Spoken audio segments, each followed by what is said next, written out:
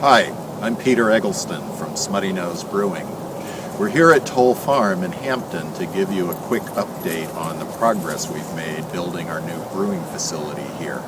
I am standing right in front of where the farmhouse was up until about 3 weeks ago when it was moved over to the east side of the lot. We'll go over there in a minute and show you some details about that. In the meanwhile, I wanted to point a couple of other things out as well.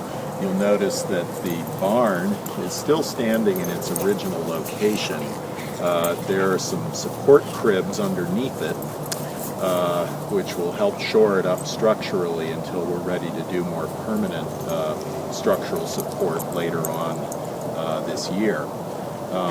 Directly behind me, kind of nestled in the trees there, is the beginnings of our wastewater pre-treatment system, which we installed around the same time. We'll look at that more closely in a minute as well. As you can see, where the house was is all filled in. The cellar hole is gone. That's where these big machines are parked right now. The infill buildings that connected the house to the barn were dismantled. Much of the lumber was salvaged. In fact, one of the buildings was an old carriage house. All of the structural beams for that, as well as the floorboards and the roof structure, were all tagged and marked so that we can reassemble that building sometime in the future. It's an old post and beam structure that we wanted to keep. Those have all been packed up and they're in storage. One other thing I also wanted to point out while we're standing here is the fact that the trees that were cleared to make room for where the farmhouse is now, many of those trees were actually milled, and the lumber, which included red oak, maple, and pine, were milled right here on site, and we'll be using some of that wood in the construction of our new brewery. So let's take a closer look at some of these things that I've just pointed out. I'm now standing in front of our wastewater treatment tank. This is part of an integrated system that involves an anaerobic bioreactor, which is what this tank will be, as well as a generator, which will generate electricity utilizing methane, which is a byproduct of treating our wastewater. The system is designed to treat up to 30,000 gallons of wastewater a day. It will just be our brewery waste. It won't be the sanitary waste that comes out of the restaurant and the bathrooms. It will only be brewery waste that is treated here that will bring the wastewater down to a level of organic material that's suitable to put into the public wastewater system. As I mentioned, it's an anaerobic system. One of the byproducts of anaerobic treatment is methane gas, which can be used as fuel, and we'll be using that to generate electricity here on site. So a portion of our electrical usage will actually be made right here on site using our wastewater. Also, one other thing before I forget about this tank, what you're looking at is actually the inner tank, the stainless steel part of the tank. I think it's about 30 feet tall, as I recall, about 18 feet wide. And it will be covered with a steel shell. That outer shell, which will have insulation in between the stainless steel and the outer shell, that outer shell will either be dark green or brown, and we haven't made the decision yet which one it'll be, but the intention will be to make this tank blend in with the surrounding trees. As you saw at the beginning of the film, the only part of this tank that's actually visible from most of the site is about the top 6 or 7 feet of it, because we're at a lower grade here. Most of the tank really just disappears below the grade.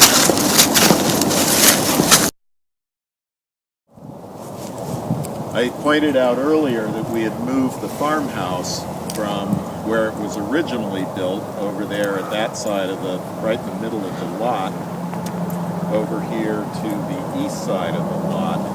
And as you can see, it traveled about 40 yards due east across the field.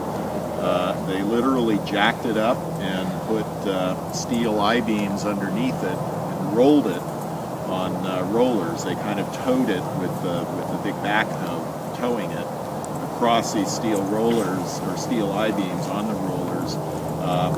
For a few weeks they had it parked right here in the middle of the field while they dug and built a new foundation. The reason they did that was because the foundation was built to match the exact footprint of the original foundation. As I'm sure you know, old houses aren't perfectly square, so it doesn't make sense to try and build a foundation just based on dimensions that you take with a tape measure. They really had to duplicate that footprint exactly in order for the house to sit on the new foundation. A couple of things I wanted to point out. We preserved the original granite facing, even though this is a new foundation and a brand new full basement under the house.